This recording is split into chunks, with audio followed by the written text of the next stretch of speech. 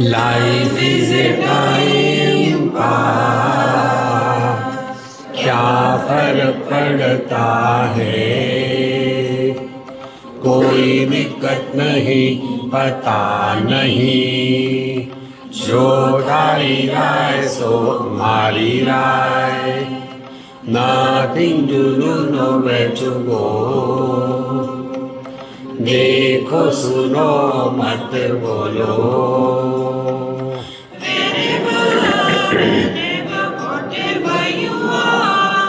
Be 100% Karnataka, किसी को आओ मत कहो, किसी को जाओ मत कहो,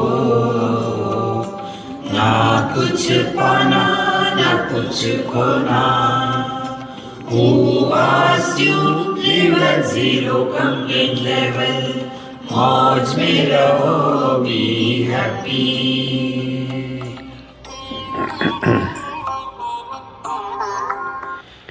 श्री कृष्णा श्री कृष्णा श्री कृष्णा श्री कृष्णा। गुरुर्ब्रह्मा गुरुर्विष्णु गुरुर्देवो महेश्वरः, गुरु साक्षात् परम ब्रह्म, तस्मै श्री गुरवे नमः, तस्मै श्री गुरवे नमः। एक पौराणिक उदाहरण और दूसरा अभी भौतिक उदाहरण, दो उदाहरण देंगे हम। पौराणिक उदाहरण है,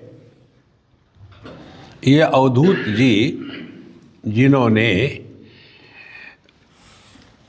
यदु राजा को बताया कि मेरे ये मस्ती का क्या राज है,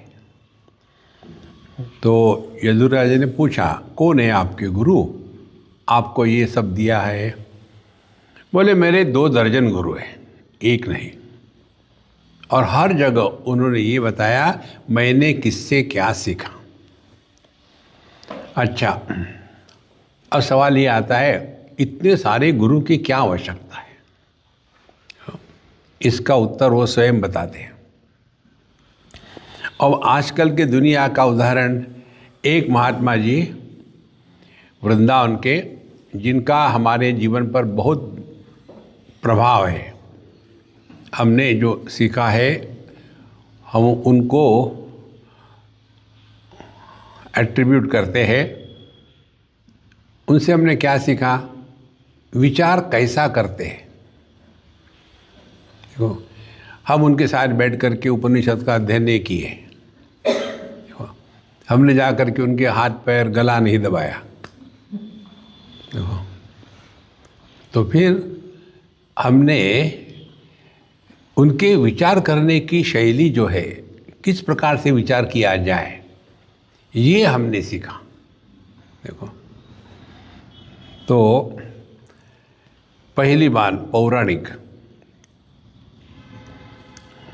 और दोनों के जीवन में एक ही, ये जो पौराणिक अवधूत महात्मा है वो कहते हैं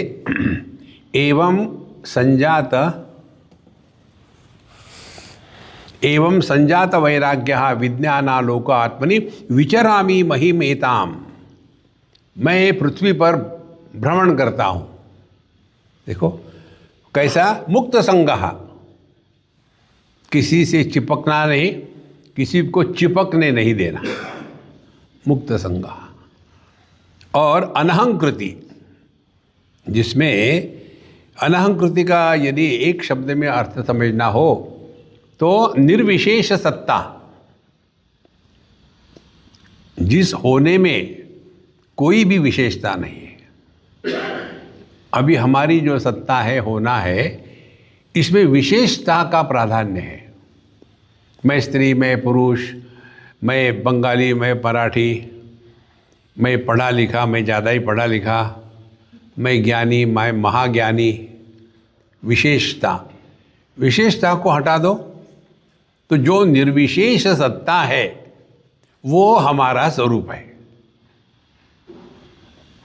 और जब निर्विशेषता होगी तो अहंकार हो ही नहीं सकता। अहंकार क्या है? अनंत को शांत में बांधने के बाद जो फनी पर्सनालिटी निर्माण हो जाती है उसको अहंकार कहते हैं। देखो, और ये अहंकार फिर बड़ा विचित्र व्यवहार करता है। एक बार मुंबई में किसी की शादी हो रही थी 5 स्टार होटल में। हम भी गए थे, बुलाया था, तो हमारा इंटरेस्ट खाना, तो हम वहाँ गए। नाटक पूरा हो गया, फोटोग्राफर ये वो, और उसके पश्चात फिर हमने अपना खाना लिया, बैठ गए। तो हम आराम से खा रहे थे, उधर से एक सज्जन आए, सीढ़ियाँ चढ़ के आए, जा रहे थे, थोड़े लेट हो गए शायद। तो हमने उनको कहा, ए महात्मा जी इधर आना जरा। हम उनको जानते नहीं, वो हमको जानते नहीं। तो हमने उनको पूछा, हाँ आपके जूते का नंबर क्या है? देखो, 5 स्टार होटल में शादी के लिए आए हुए महात्मा आदमी को एक दढ़ियल महात्मा हाथ में खाना लेकर के ये प्रश्न पूछता है, कहीं बनता है तालमेल? देखो, तो उसने मेरी तरफ देखा, आपने क्यों पूछा? हमने कहा आपका जूते का नंबर 9 है, आपने 8 पहना है। अरे राम, आपने इतना कैसे जान लिया? हमने कहा मैं चमार हूं। देखो, तुरंत देख लिया हमने। बोले हाँ ठीक बात है। हमने कहा देखो, जैसे आप चल रहे थे ना, ऐसा कोई नहीं चलता।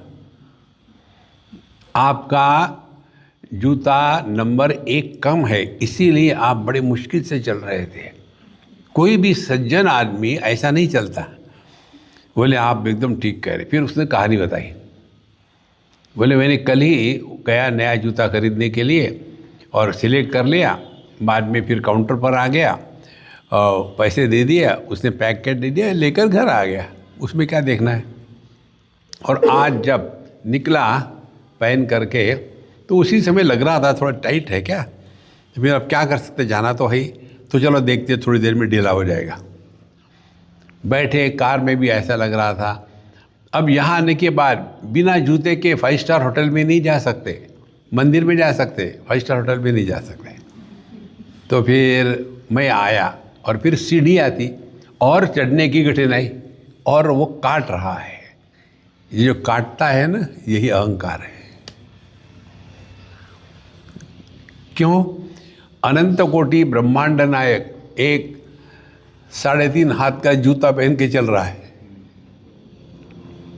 देखो महाराज, अनंत को जब हम शांत में दबाते हैं तो जो फनी बिहेवियर होता है उसको अहंकार कहते हैं।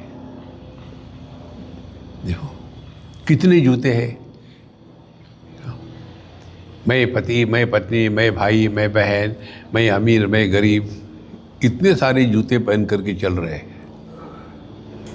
देखो संतो, इसी को अहंकार कहते हैं। कितनी सिंपल बात है। सिद्धांत क्या हम आपको बता रहे, ध्यान रखना। तो जब कहते हैं विचरामि महिमेता मुक्त संगहा अनहंकृति, तो उस आदमी ने उस जूते का क्या किया होगा? निकाल दो यार, त्याग कर दो। त्यागे नहीं कि अमृतत्व मानसो। इसी प्रकार से जिस वस्तु व्यक्ति के कारण हमको परेशानी होती है, उससे एक हाथ दूर रहो। ये मालूम है मुझे किसने सिखाया? पंढरपुर के विट्ठल भगवान ने। वो कैसे खड़े रहते? ऐसे। इसका अर्थ है नजदीक मत आ रहा, दूर जाओ। देखो, आपको यदि सीखने की टेक्निक आ गई तो आपको हर जगह गुरु दिखेंगे, और यदि साक्षात नारायण आकर के आपको सिखाएगा तो भी वो फेल हो जाएगा। देखो संतो, तो मुक्त संगहा निरहंकृति, अहंकार क्या है? We want to prove and assert something to someone. हम कुछ सिद्ध करना चाहते हैं। क्या सिद्ध करना है? देखो, रिमेन अनअज्यूम्ड। कितनी सिंपल बात है महाराज। और जहां हम ये नहीं कर पाते तो फिर मुंह लटकाए है, बाबूजी क्या हो गया, अब क्या होना बाकी है। किसी ने आपको कुछ कहा, अब वो विचार कर रहे हैं कि कैसा फ्रस्ट्रेशन एक्सप्रेस करूं। खाना खा लिया क्या? हाँ, कोई टुकड़े फेंक देते हैं तो खा लेते हैं। तबीयत तो ठीक है ना? हाँ, मरने की राह देख रहे। मरो ना यार, मरो। Never justify you are miserable. ये है भागवत का वेदांत। देखो महाराज, तो विचरामि महिमेताम मुक्त संगः अनहंकृति। अब इतने सारे गुरु होने का क्या कारण है? अब जो भौतिक उदाहरण दिया था हमने, उस महात्मा की बात देखो। आज जितने भी शंकराचार्य घूमते हैं ना, शंकराचार्य बन करके, वो सभी के सभी उनका झूठन खाए हुए हैं। उनके एक शिष्य हमारे बड़े घनिष्ठ मित्र हैं, बंगाली है। एक बार ऐसे ही हमको ऋषिकेश में या कहीं मिले, हम जा रहे थे, उधर से भी आए। अरे मोशाय, किधर जा रहे हैं आप? मैं भटक रहा हूँ। बोले अच्छी बात है, मैं भी भटक रहा हूँ। कुछ कहाँ से आए, कहाँ जाने, क्या फ़र्क पड़ता है। तो हमने कहा कुछ खबर सुनाओ। बोले खबर सुनाओ, सुनो। बोले मुझे गोवर्धन पीठ के शंकराचार्य बनने का न्योता आया था। माने विद्वान, पढ़े लिखे। तो उन्होंने कहा ठीक है, मैं अपने गुरु से पूछता हूँ, बोलता हूँ। वो गए, हम जिनका उदाहरण दे रहे उनके पास। और जाने के बाद उन्होंने कहा कि गुरुजी ऐसा ऐसा आया है, क्या करूँ? बोले पागल कुत्ते ने काटा है क्या, भाग यहाँ से। बोले फिर मैं कभी नहीं गया। देखो महाराज, ऑर्गेनाइज क्राइम होता है, अध्यात्म नहीं। देखो, चरैवेति चरैवेति, ये हर जगह आपको सीखने को मिलता है। यदि हमने रोज सीखना अपने जीवन से, इसको साधना के रूप में स्वीकार किया, तो आप बिल्कुल ठीक रास्ते से चल रहे हो। नहीं तो कितना भी सुनो, कितना भी लिखो, वही मुंह लटका है। क्या हो गया, अब क्या बाकी है? मरना। देखो, तो विशेष नहीं बनना, निर्विशेष रहना है।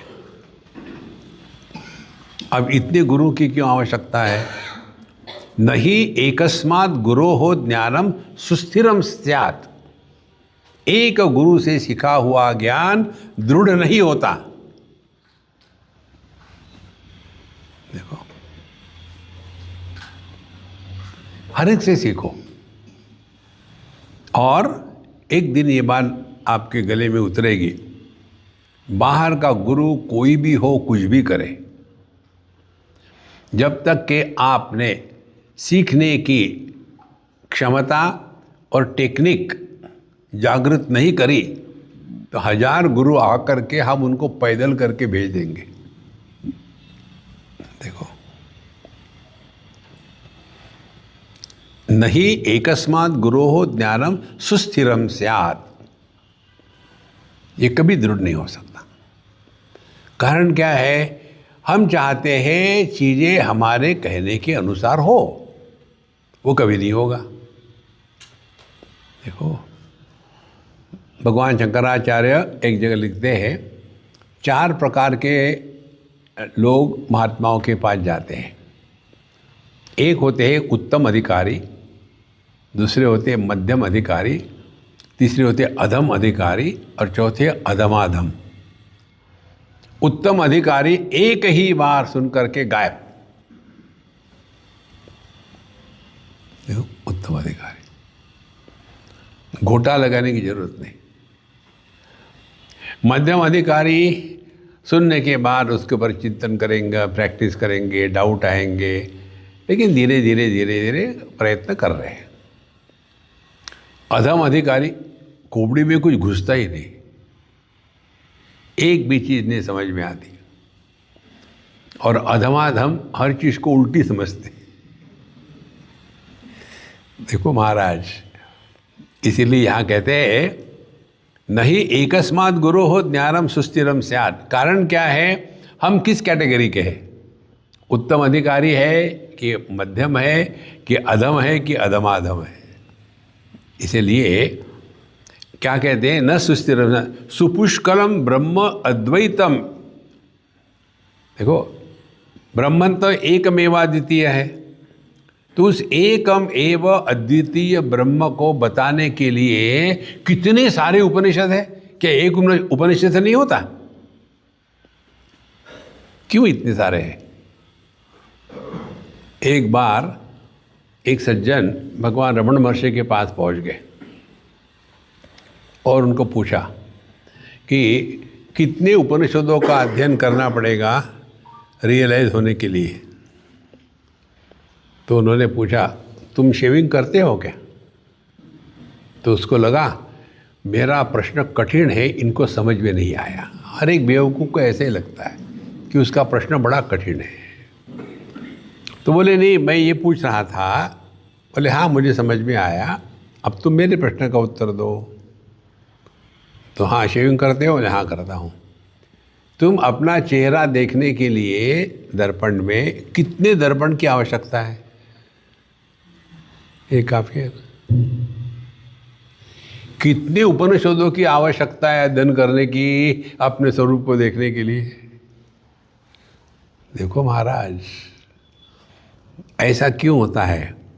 क्योंकि ज्ञान उत्तम अधिकारी हो तो बात अलग है, लेकिन हम साधारण जो है संसारी पति पत्नी भाई बहन पोते खोते, देखो, तो नहीं एकस्मात् गुरो हो ज्ञानम सुस्थिरम स्यात् सुपुष्कलम ब्रह्म एतद अद्वितीयम वै गीयते बहुधा ऋषिभिः।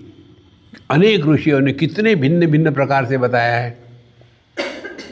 कभी एक हाथ तो क्लिक होगा। देखो, एक खंबा था, उसको पत्थर मार रहे थे बच्चे, यही की बात है। तो स्वामी जी आप उसको लगाओ पत्थर। मैंने कहा देखा है, मैं करूँ अपने स्टाइल से, ठीक है? हाँ जी। तो मैंने एक के जगह में 10 पत्थर ले लिया हाथ में, और तुम सब आंखें बंद करो, मैं एक ही मारूंगा, पत्थर फट से लगेगा, गारंटी। लेकिन झूठ बोलोगे तो कौवा काटेगा। बोले ठीक है, सबने आंखें बंद कर ली। देखो मैं फेंक रहा हूँ पत्थर, एकदम टन से आवाज़ आएगी, और मेरे हाथ में मुट्ठी भर पत्थर थे। टन आवाज़ है। देखो लगा कि नहीं? Swami ji you are really yes. एक तो ट्राई लगेगा। देखो कितनी सिंपल बात होती है। और इसीलिए अध्यात्म के क्षेत्र में अलम भाव नहीं आना चाहिए। देखो, सीखना 2 प्रकार का होता है, विधेयात्मक और निषेधात्मक। देखो, हम कई जगह जाओ सीखो, और उसमें जो ग्रहण करने योग्य है वो ग्रहण करो, और दूसरा उससे सीखो। देखो हमारा सिद्धांत क्या है? हमारा सिद्धांत है एकमेवाद्वितीय नेह नानास्ति किंचन। दूसरा सिद्धांत है निर्विशेष सत्ता, कोई उपाधि का बोझा न ढोए। तीसरा सिद्धांत है प्रमाण निरपेक्ष अनुभूति, जिस अनुभव के लिए किसी भी प्रमाणों की अपेक्षा नहीं है। देखो, अब यदि आप इस सिद्धांत में दृढ़ हो तो इसका प्रभाव क्या होगा? आप अपने भूत के बारे में नहीं बोलोगे और अन्य के भूत के बारे में पूछोगे नहीं। कारण भूत देह का होता है, हमारा नहीं। यदि इस चीज को आप डाइजेस्ट करोगे ना, अपने आप पुरानी बातें बोलने का मन करता ही नहीं। और ये पुरानी बातों की याद क्यों आती है? इसका कारण हमने अपने अनुभूतियों से सीखा नहीं। बचपन में हमने कभी अग्नि को हाथ लगा दिया, मोमबत्ती को इत्यादि, हाथ जल गया, तो हमने सीख लिया है।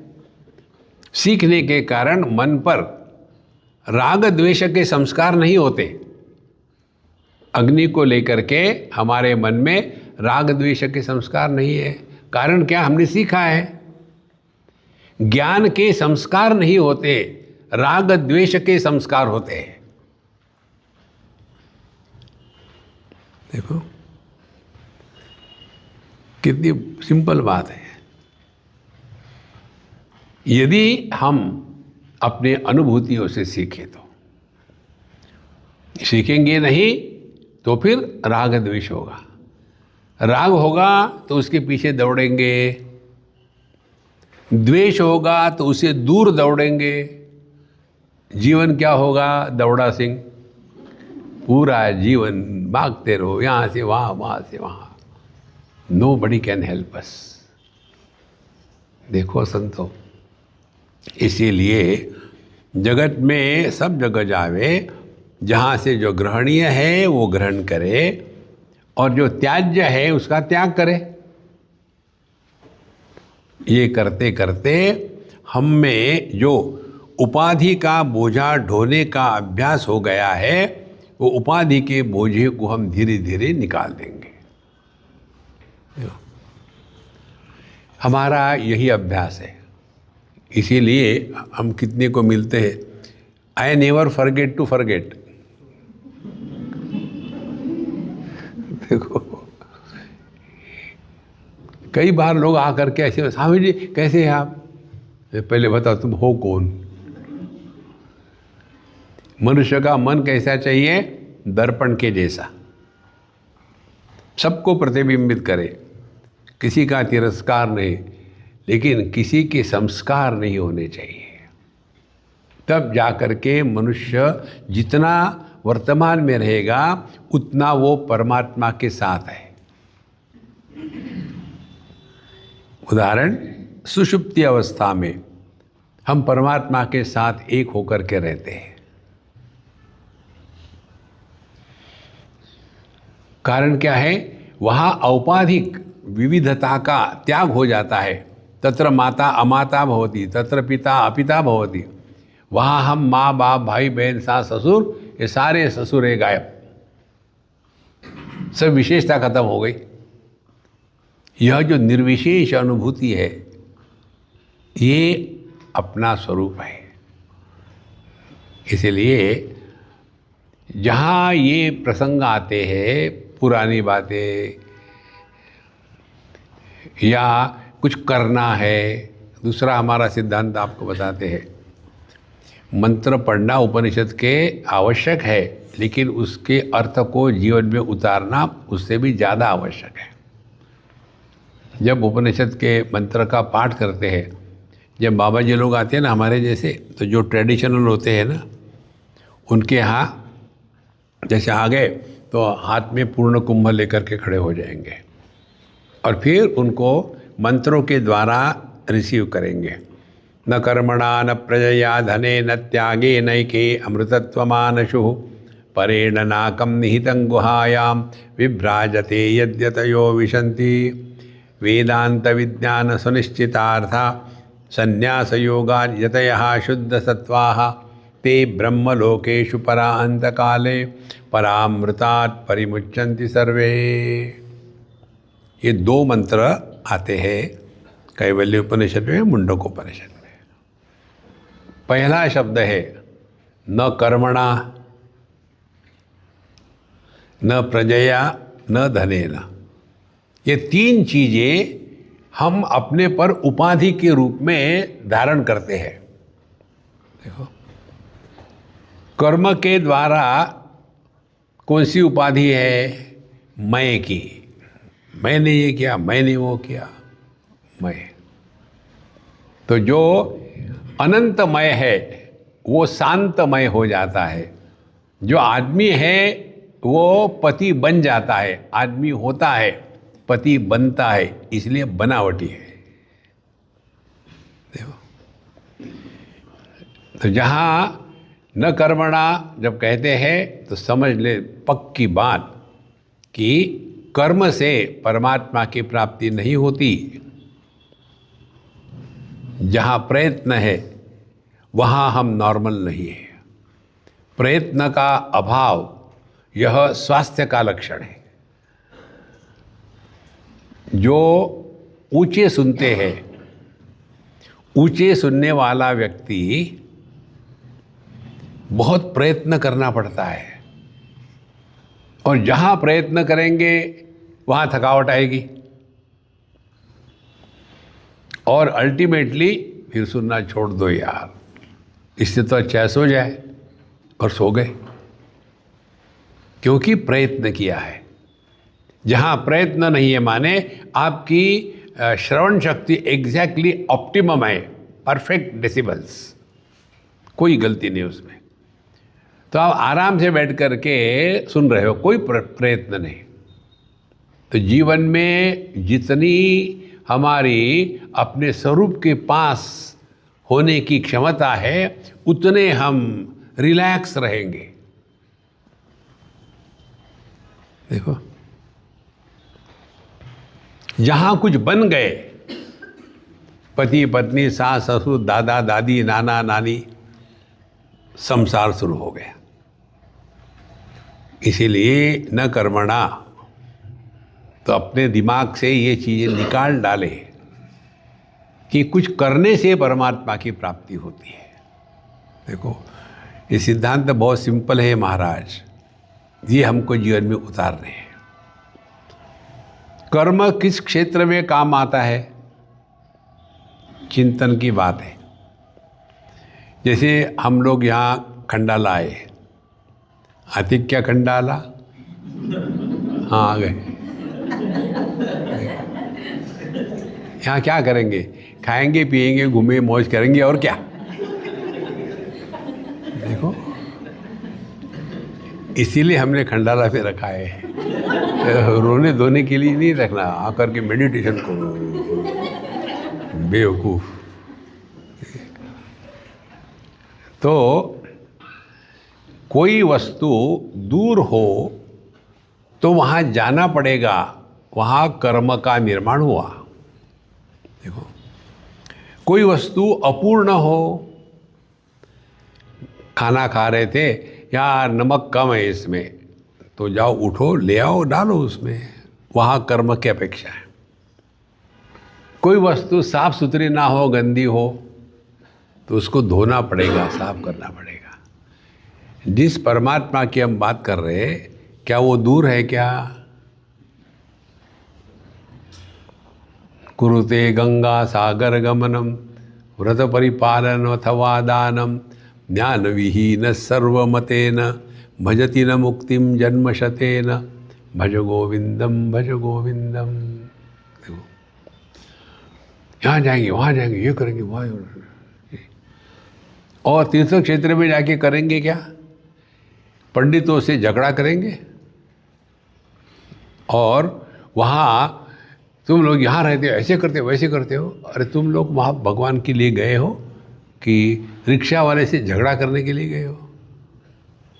एक सज्जन है हमारे, पता नहीं कहाँ है वो हमेशा एक महात्मा का नाम लेते हैं, उसी उनका जय जयकार, जैसे साईं बाबा वाले होते हैं ना, वो साईं राम कहते हैं, वैसे वो अपने गुरु का नाम लेकर के वैसा ही जयकार करते हैं। उदाहरण के लिए साईं राम को तो एक बार हमको मिलने आए वो रिक्शा में। हम उस समय कैवल्य धाम में थे, लोनावला में। और आने के बाद रिक्शा में आए, हम तो अंदर में थे, और रिक्शा वाले से झगड़ा कर रहे थे पैसे देने के लिए। वो रिक्शा वाला हमको पहचानता था, तो मैंने उसको आँख मारी। तो बोले ठीक है जी बाबूजी, आप यहाँ आए हो तो पैसे मत दो। और वो चला गया बिना पैसे लेके। अब ये अंदर आए, बोले स्वामी जी मुझे शर्म आ रही है। मुझे भी शर्म आ रही। देखो, बोले हम इतने बार कहते हैं साईं राम साईं राम साईं राम, और मैंने उस रिक्शा वाले से झगड़ा किया। वो 20 रुपये मांग रहा था, मैं उसको 18 रुपये देने वाला था। 2 रुपये लूट रहा कर रहा। और फिर उसने कहा ठीक है बाबूजी मत देना, कोई बात नहीं, और चला गया। अब मुझे अपने पर शर्म आ रही है।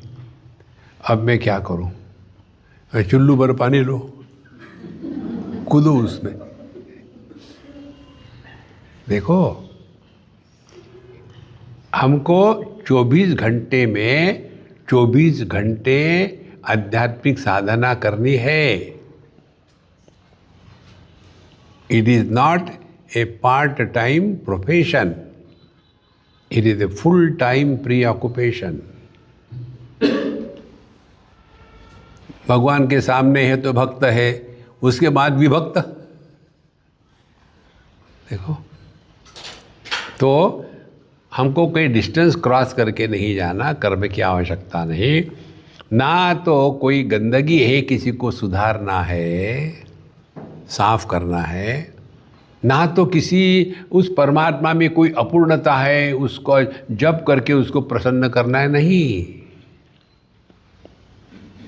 देखो, इसीलिए महाराज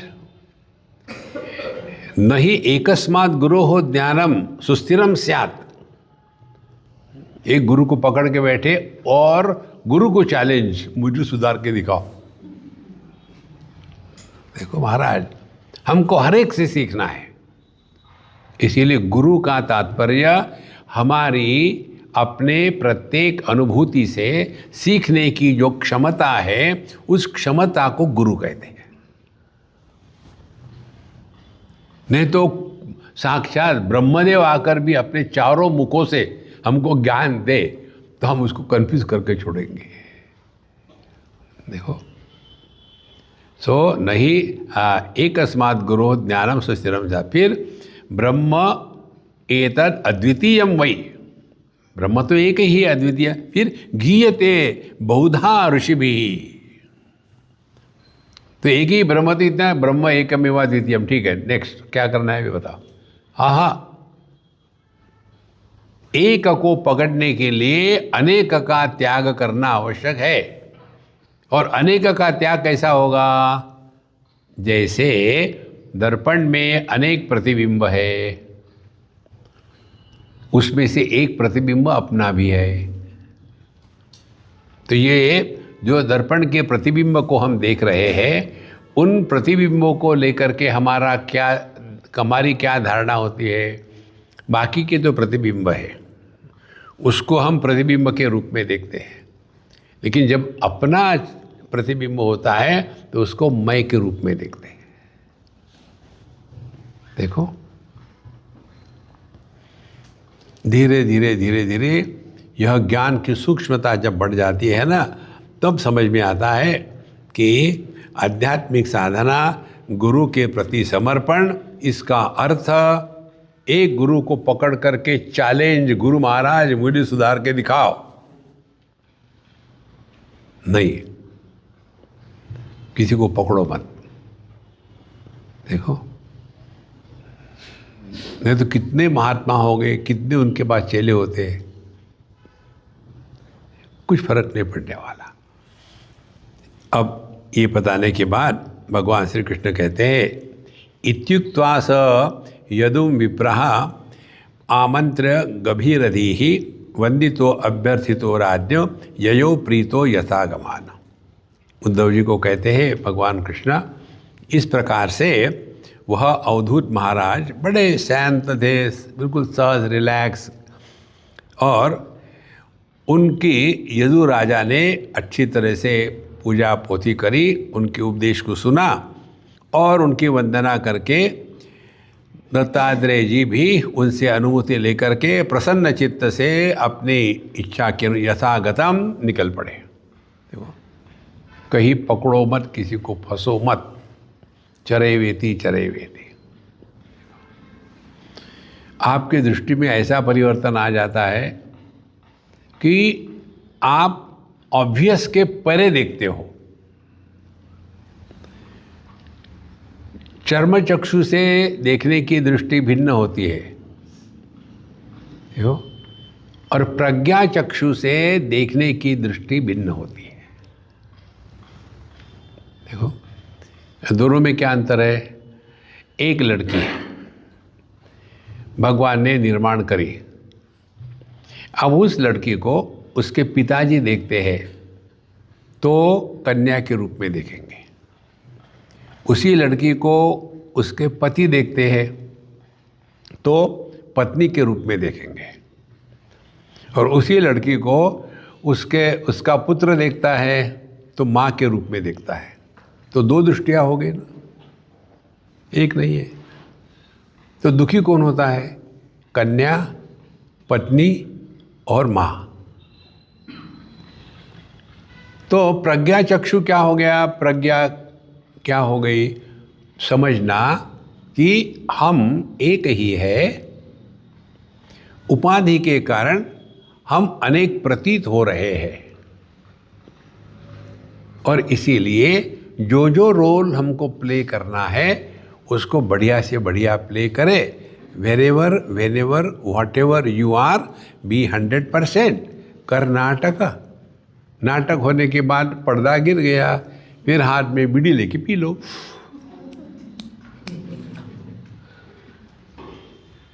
देखो,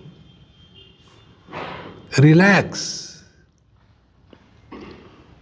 कितनी सिंपल है आध्यात्मिक साधना। हम इतने कॉम्प्लिकेट करके बैठे हैं कि ऐसा बैठो वैसा बैठो, ये बैठने के बाद फिर हवा अंदर भरो, हवा बाहर निकालो, और फिर कुछ तो भी अंदर से गरम गरम ऊपर जा रहा है। स्वामी जी, जब भी मैं बैठता हूँ धो रहा। 2 लड़के मेरे पास ठाणे से आ गए, उस समय बम्बई में था। आप कल्पना करो, ठाणे से आने वाले लोग कैसे होंगे? ये दुनिया में दुख कहाँ है? अच्छा, उसमें से एक मेरे सत्संग में आता था, दूसरा नया था, नया बकरा।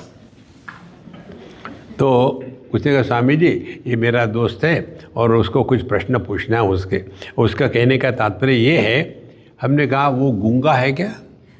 बोले वो बोल सकता है। तुम उसके वकील हो क्या? बोले नहीं, उसको बोलने दो। देखो, फिर उसने शुरू कर दिया, स्वामी जी मैं अमुक अमुक का शिष्य हूँ, मैंने जो जो बताया सब कर लिया, मुझे सब आसन आते हैं, प्राणायाम आता है, कुंभक आता है, और मेरे सब चक्र खुल गए हैं और मेरी कुंडलिनी जागृत हो गई है। अब एक ही समस्या है। मैं चुप रहा। आप तो हंस सकते हो, मैं रो रहा था कि किसके साथ।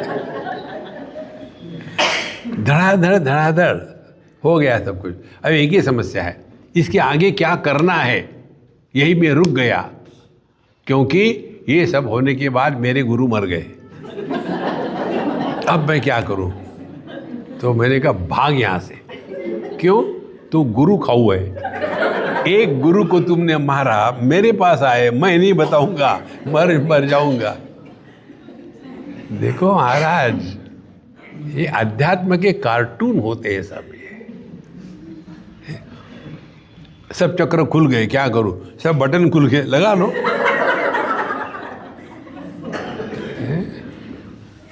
अध्यात्म कारण क्या है? हमारे दिमाग में कुछ करने का रोग हो गया है। करो मत, just be happy. We are struggling to become happy. इस समझना अपनी ही अनुभूति से, जिसको नींद नहीं आती वो कितना परेशान होता है। नींद नहीं आ रही, नहीं अच्छी बात है, तुम रियलाइज हो गए नींद नहीं आ रही। नहीं नहीं, आपको तो मजाक ही होती है हमेशा। अब मैं क्या करूं? तो हम जाते हैं डॉक्टर के पास और दवाई लेके सो जाते। अब सो जाओ, लेकिन थोड़ा तो सीखो कि नींद लेते हैं माने क्या करते हैं। देखो, अपने ही नींद का विश्लेषण करें तो आपको कहीं जा करके गुरु को पूछने की आवश्यकता नहीं है। आपके हृदय में गुरुरेव परम ब्रह्म तस्मै श्री गुरवे नमः, वही परमात्मा आपको अंदर से सिखाता है। देखो, तो हम सोते हैं माने क्या करते हैं? न कर्मणा न प्रजया धनेन। तो धीरे धीरे हम हर चीज़ों का, जितने भी हमारी उपलब्धि या पराभव है, सबका त्याग करते करते करते जो व्यक्तित्व बना था कि मैं अमीर, मैं गरीब, मैं अच्छा, मैं बुरा, मैं मैरिड, मैं अनमैरिड, ये सब जितनी भी उपाधियाँ है, इसका त्याग करके हम घर आ गए। घर में आने के बाद मेरी इतनी प्रॉपर्टी है, इतना 2 BHK है, 3 BHK, सब छोड़ दिए BHK और फिर अपने कमरे में आ गए। वहाँ भी सब छोड़ दिया और रज़ाई के नीचे घुसे। उसके बाद क्या करते हैं? केवल एक जप करते हैं, I want to sleep, I want to sleep, I want to sleep. जिसने सबका त्याग कर दिया है उसका भी त्याग होना है। देखो, ये न त्यजसी तत्यज। त्याग करने का अभिमान भोग के अभिमान से ज्यादा पॉइजनस होता है। देखो, बहुत बड़ी बात है ये। तो हमने जिसका भी त्याग कर दिया, तो त्याग करने के पहले ये सोचो थोड़ी देर के लिए, तुम्हारा है क्या इस दुनिया में? हम लोग इस आश्रम में आए, मैं कहूँगा मैंने इसका त्याग कर दिया। कार्टून तुम्हारा था कब? ये दुनिया की वस्तु, व्यक्ति, ये सब के सब का त्याग कर दिया। इनका जन्म कब होता है? जब तुम्हारा जन्म होता है देहात्म भाव से, तब। और ये देह को लेकर हम इतना जो मटकते हैं, ये देह ना तो हमारा बनाया है, ना हमारी बात मानता है, ना हमारी बात सुनता है, और फिर भी मैं देह हूँ। मूर्खता की पराकाष्ठा। देहात्म भाव न होते हुए भी हम रहते हैं ना। देहात्म भाव के कारण हम नहीं है, हमारे कारण देहात्म भाव है। देखो,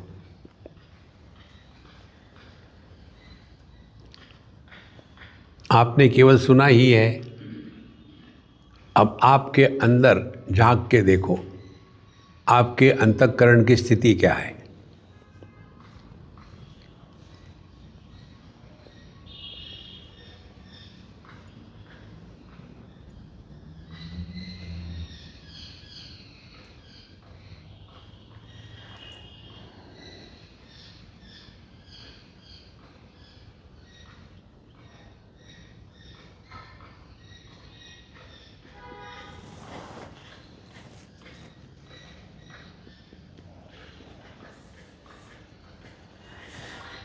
देखो महाराज, इसलिए जब अवधूत जी की बात सुनी, भगवान कृष्ण कहते हैं मेरे पूर्वजों ने, यदु राजा ने, तो उनका आदर सत्कार किया, सब कुछ किया और वो चले गए। स अवधूत वच श्रुत्वा पूर्वेशाम नहा स पूर्वजः। तो हमारे जो पूर्वज थे यदु महाराज, सर्वसंग विनिर्मुक्तः, वो भी सभी आसक्ति से मुक्त हो गए और समचित्त बभूवः। इसीलिए पूरी भगवत गीता का निचोड़ निकालना है ना, एक शब्द, समत्वम योग उच्यते।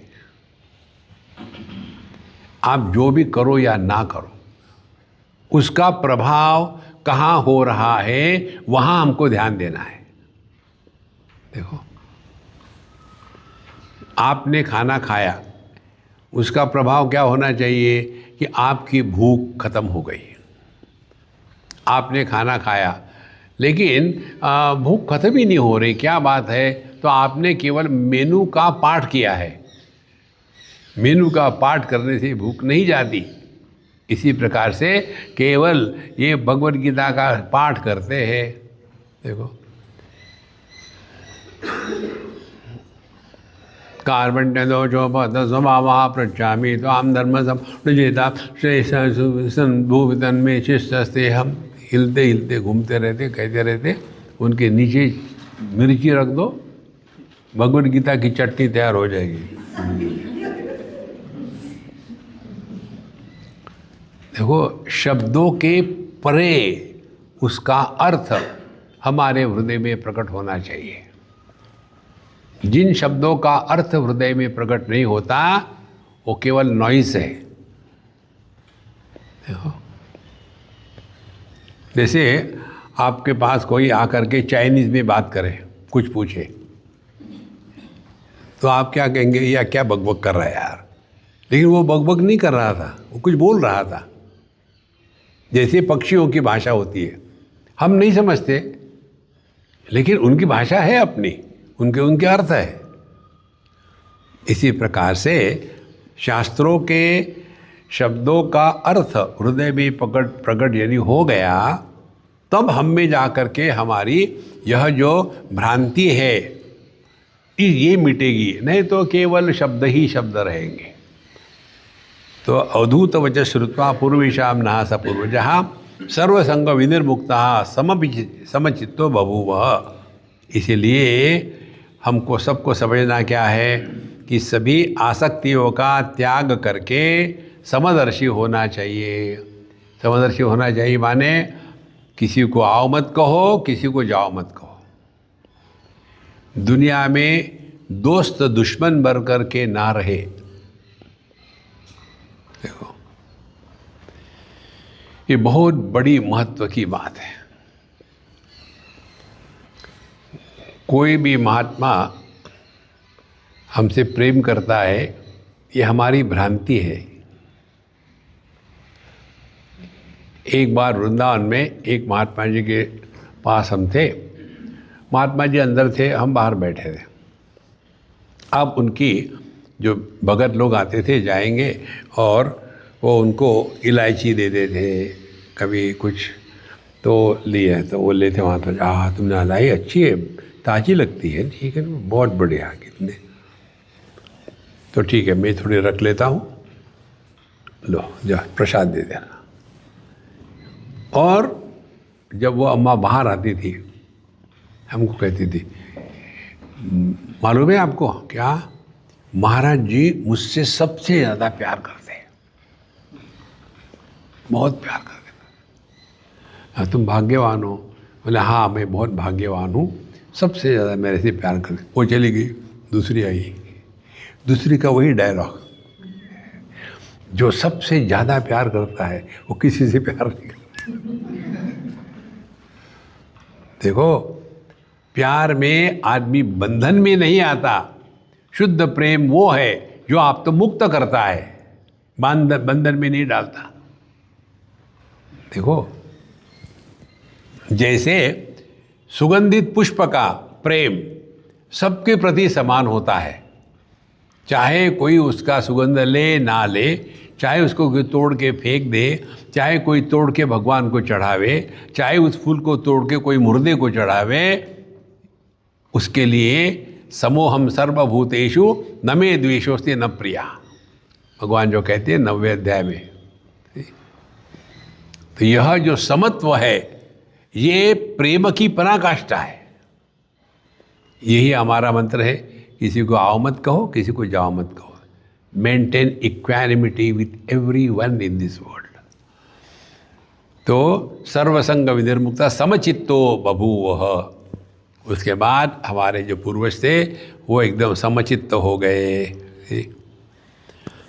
इसके बाद भगवान अगले अध्याय में आता है। भगवान श्री भगवान उवाच मयोदितेषु अवहितः स्वधर्मेषु मदाश्रयः वर्णाश्रमकुलाचार अकामात्मा समाचरेत्। अब यहाँ से हमको बताते हैं उद्धव के माध्यम से कि देखो उद्धव, व्यक्ति को मेरी शरण में आना चाहिए। भगवान के शरण में आना चाहिए माने क्या? 10 बार नमस्कार करना नहीं, इतना याद रखना है कि हम जो भी करते हैं, जो भी बोलते हैं और जो भी विचार करते हैं, हमारे पहले प्रभु को पता चलता है। देखो, एक उदाहरण हमने दिया था 2-3 जगह में, उस पर चीज़ बड़ी आसानी से क्लियर हो जाती है। एक छोटी स्कूल थी, बच्चे थे 6-7 साल के और 20-25 बच्चे, और जब तक टीचर नहीं आती तब तक के गुंडागर्दी करेंगे। लड़के लड़कियों के बाल खींच रहे हैं और लड़की लड़कियों को किक कर रही है, चिल्ला रहे, हूँ हाँ चल रहा। अब ये सब देख करके एक स्मार्ट बच्चे ने कह दिया, हे मिस आ गई। किसी ने देखा नहीं आ गई कि नहीं आ गई, सब अपनी जगह जाकर बैठ गए, ऐसे कुछ हुआ ही नहीं। देखो, अब ये सिद्धांत अपने में लगाओ। देखो, हमारे हृदय में कन्हैयालाल बैठे, कुछ भी करने के पहले वो जानते हैं कि हम क्या करने वाले हैं। किसी की जेब काटने वाले हैं, काटो, मैं तुम्हारे साथ हूँ। देखो, किसी को गाली देने वाले हैं, गाली देने के पहले ही वो सुन लेते हैं, मैंने सुन लिया। देखो कितनी सिंपल बात है। कुछ भी विचार करो आप, अच्छे बुरे, विचार प्रकट होने के पहले ही उनको समझ में आ जाता है। यदि ये जागृति हमेशा रही तो हमारे माध्यम से केवल अपेक्षित ही कार्य होगा, जो अनपेक्षित है वो कभी नहीं होगा। देखो कितनी सिंपल बात है। What we lack is this। Mechanically life चल रही है। तो मयोदितेषु अविहिता स्वधर्मेषु मदाश्रया वर्णाश्रम कुलाचार कामात्मा अकामात्मा समाचरेत्। देखो, तो व्यक्ति को अपने जो मेरे भक्त है उसने कैसा जीना चाहिए? वर्ण आश्रम कुल आचार, जो जो हमारे ऑब्लिगेशन है दुनिया में, अपने अपने सिद्धांत के अनुसार उसका आचरण करना चाहिए, लेकिन उसमें फंसना नहीं चाहिए। ये बहुत महत्व की बात है। मनुष्य के जीवन में एक बात होती है जिसको कहते हैं ग्लानि। ग्लानि का अर्थ क्या है? जब हम अपने ज्ञान का अनादर करते हैं तो जो हमारे मन में एक चोट लग जाती है उसको कहते हैं ग्लानि। देखो, माने हमने अपने ही ज्ञान का अनादर किया है। क्यों किया अनादर? क्योंकि थोड़े क्षण के लिए हम भूल गए थे कि कन्हैयालाल हमको देख रहे हैं, भूल गए थे। भगवान की स्मृति इसको कहते हैं। सीसीटीवी है, भगवान देख रहे हैं। You are under the CCTV vigilance. फिर अकाम आत्मा, और हम जीवन किस लिए जी रहे हैं? कामना को पूर्ण करने के लिए नहीं, ऑब्लिगेशन कंप्लीट करने के लिए। भगवान कहते हैं भगवद गीता में, धर्म अविरुद्धो भूतेषु कामोस्मि भरतर्षभ। हे अर्जुन, मैं जो धर्म के अविरुद्ध है। धर्म के अविरुद्ध क्या है? भूख लगी तो खाना चाहिए तो खाओ, तो भूख लगी तो खाना चाहिए, ये जो कामना है ये गलत कामना नहीं है। खाना चाहिए लेकिन अमुक ही चाहिए, नहीं तो मैं नहीं खाऊंगा, फिर संसार शुरू हो गया। इसलिए वर्णाश्रम कुलाचारम अकामात्मा समाचरेत। तो जीवन जब तक जीना है तो जो जो अपने ऑब्लिगेशन से उसके पूरे करो। और ये सबसे महत्व की बात आपको बताते हैं, भूतकाल को वर्तमान में ला करके उसका सत्यानाश ना करें। देखो, लेकिन महाराज बुरा मत मानना, हने बोलिए आप तो कितने पुराने उदाहरण देते हैं, उसका क्या? मैं झूठ बोलता हूँ, झूठ बोलने में पाप नहीं लगता। तो क्या आप सत्संग झूठ बोलते हैं? 100% झूठ। कैसे? जिसको जिसको वाणी स्पर्श करती है वो झूठ होता है। आपने चम्मच में खीर ली, मुंह में डाली, चम्मच नहीं खाएंगे आप होपफुली, तो खीर खा ली, चम्मच को बाहर निकाला, वही चम्मच दूसरे को दो तो हम कहेंगे है झूठा नहीं लेंगे अब। तो जिसको जिसको जुआ स्पर्श करती है वो झूठ होता है। भगवान क्या है? परमात्मा क्या है? यतो वाचो निवर्तन्ते अप्राप्य मनसा सह। जो वाणी मन बुद्धि का विषय नहीं है उसके बारे में बोलते जाओ तो झूठी तो होगा ना। देखो, और ये दुनिया क्या है? ब्रह्म सत्यम जगन मिथ्या। ये दुनिया प्रतीत होती है लेकिन होती नहीं। तो जो प्रतीति की आपने बड़ी तारीफ करी, मैं उधर से आ रहा था, बीच में खूब तूफान दिखा, किसका? मृग तृष्णा का। देखो, और फिर मैंने जा कर के उसमें डुबकी लगाई और एक पानी की बोतल भर के ले आया आपके लिए। तुम क्या कहेंगे? क्यों झूठ बोल रहे हो? तो ये दुनिया जो है ना, ये दिखती है, होती नहीं।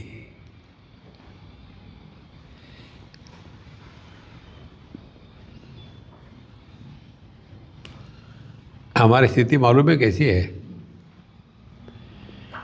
दो व्यक्ति खड़े हैं एक ही दर्पण के सामने, एक हम, दूसरा वहाँ एक पक्षी बैठा हुआ है, वो भी खड़ा है उसी दर्पण के सामने।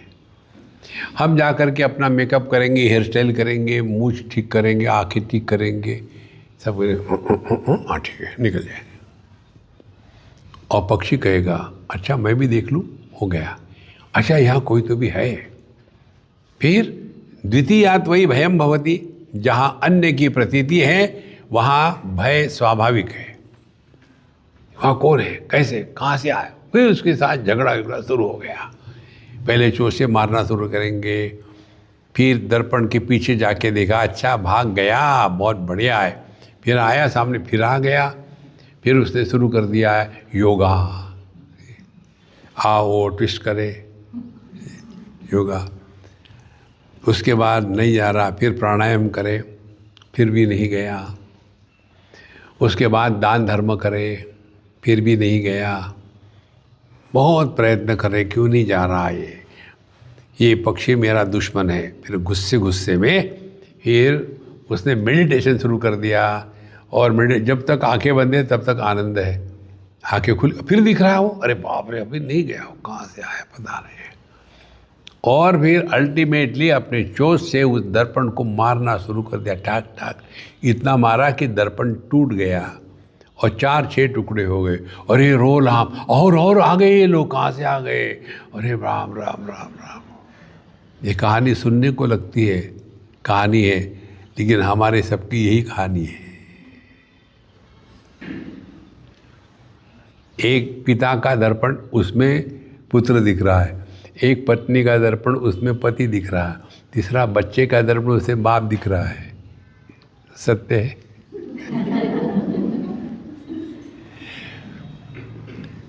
जो औपाधिक उपलब्धि होती है वो उपयोगी होती है लेकिन वास्तविक नहीं होती। देखो, जैसे पृथ्वी पर जो ग्लोब पर दिखाते हैं ना लाइनें, लॉन्जिट्यूड लैटिट्यूड, कहीं है क्या पृथ्वी पर ऐसी लाइनें? उपयोगी होती है, कहाँ से कहाँ जा रहे हैं, लोकेशन बढ़िया होता है, सब कुछ होता है। तो चूंकि कुछ है, दिखता है, उपयोगी है, इसका अर्थ ये है क्या कि वो है।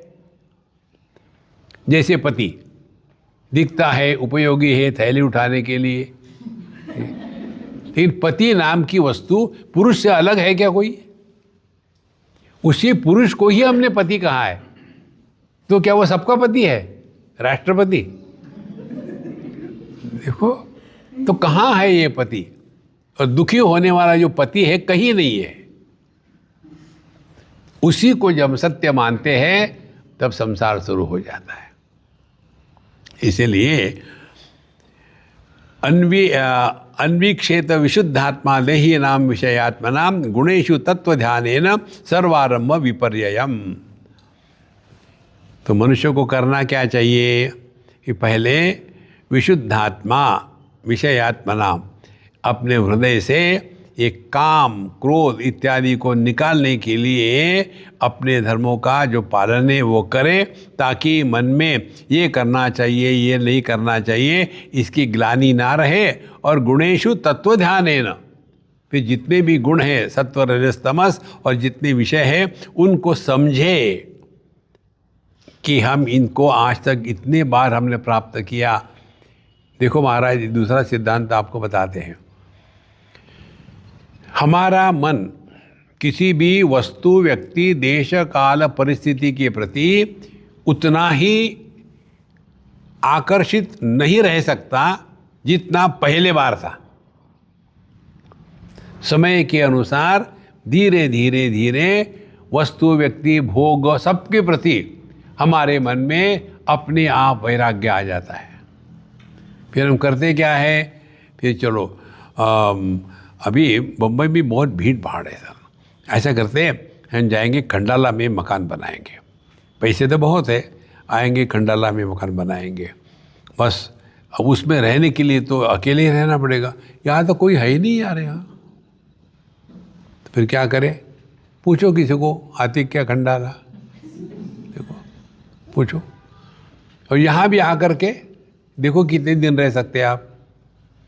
2-4 दिन के बाद चलो यार अपना दादर ही अच्छा है, वहीं जाएंगे। धीरे धीरे ये बात समझ में आती है कि मनुष्य का मन किसी भी वस्तु, व्यक्ति इत्यादि के प्रति हमेशा उतने ही इंटेंसिटी से आकर्षित नहीं होता। अब ध्यान से सुनना, आकर्षण यदि गौण होगा, गौण माने गुणों के कारण, कोई सुंदर है, कोई उपयोगी है, कोई अच्छा है, तो ये जो आकर्षण है इसको गौण कहते हैं, गुणों के कारण। लेकिन जो आत्मभाव से आकर्षण होता है वो सत्य होता है। जैसे लड़का लड़की से प्रेम करता है तो क्या कहेगा वो, I have fallen in love.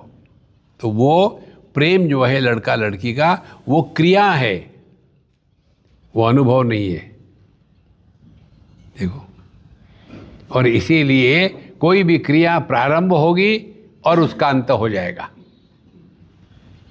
लेकिन माँ का जो अपने बच्चे के प्रति होता है वो भी प्रेम ही है, लेकिन वो क्रिया नहीं है। देखो, लड़का लड़की को 1000 बार कहना पड़ता है, I love you darling, I love you darling. आप अमेरिका में जाके देखो, कोई भी किसी से बात करता है, ये माँ बाप इत्यादि, अच्छा बेटा आई लव यू, जैसे अपने यहाँ कहते हैं ना, रखो।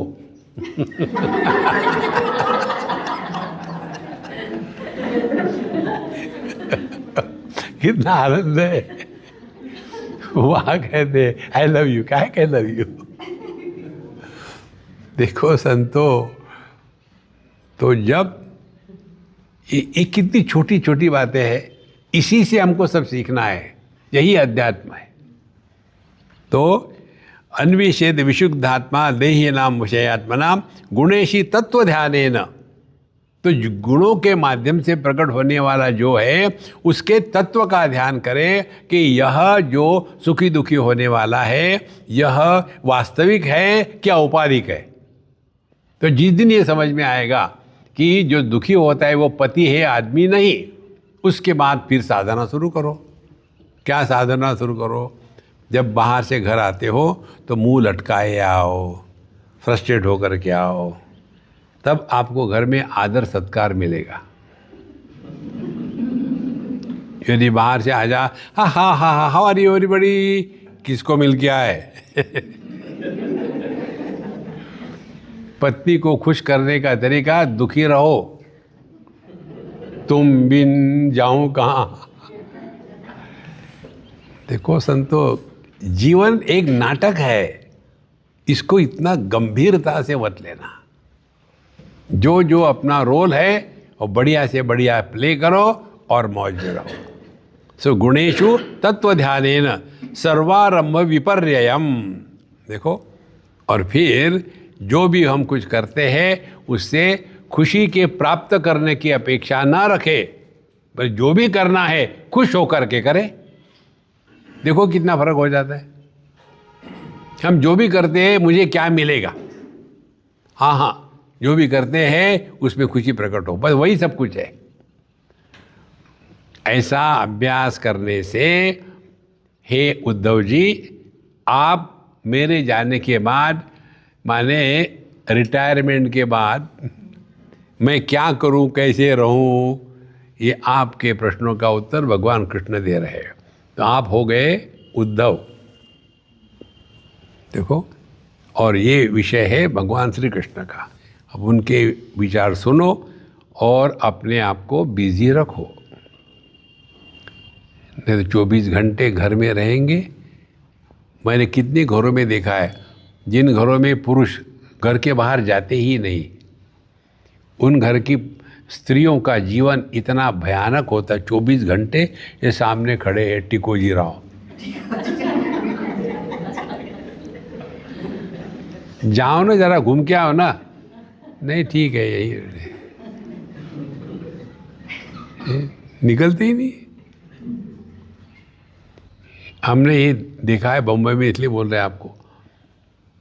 सुबह सुबह तुम बाहर घूमने जाया करो, लेकिन क्यों क्या? तुम एक बार बाथरूम में जाते हो तो 8-8 घंटे निकलते नहीं हो। बाकी बच्चों को स्कूल में जाना होता है, किसी को करना, तुम गए तो यद्गत्वा न निवर्तन्ते। सुबह सुबह घूमने जाया करो। फिर भी हम समझते नहीं है कि हमारी आवश्यकता नहीं है। इसके लिए करना क्या है? Keep your self occupied busy. घर में बैठे मत रहो। इसीलिए गुणेषु तत्व ध्यानेन सर्वारंभ विपर्ययम। धीरे धीरे धीरे धीरे आपको ये बात ग्रहण होगी और फिर you will be always busy. इतने बिजी रहो कि मरने की फुर्सत ना मिले। नहीं तो रोज सुबह पता नहीं आज मैं क्या करूं, अच्छा कुछ खाने के लिए क्या है, मेरा सर खाओ ना बाबा, और क्या खा सकते हो। देखो, ये उपदेश उद्धव जी को जो रिटायर्ड हो गए थे और ये पूछ रहे थे कि भगवान आप जाने के बाद मैं क्या करूं, तो यही बात हम सब बुढ़ाऊ लोगों के लिए है। अब हमने सब कुछ कर लिया है, बच्चों को परेशान कर लिया है, अब क्या करें? अब ये उद्धव गीता का पाठ करके जीवन में उतारे। ओम पूर्णमदः पूर्णमिदं पूर्णात् पूर्णमुदच्यते पूर्णस्य आय पूर्णमेवावशिष्यते। ओम शांति शांति शांति। हरि ओम। श्री गुरुभ्यो नमः। हरि ओम।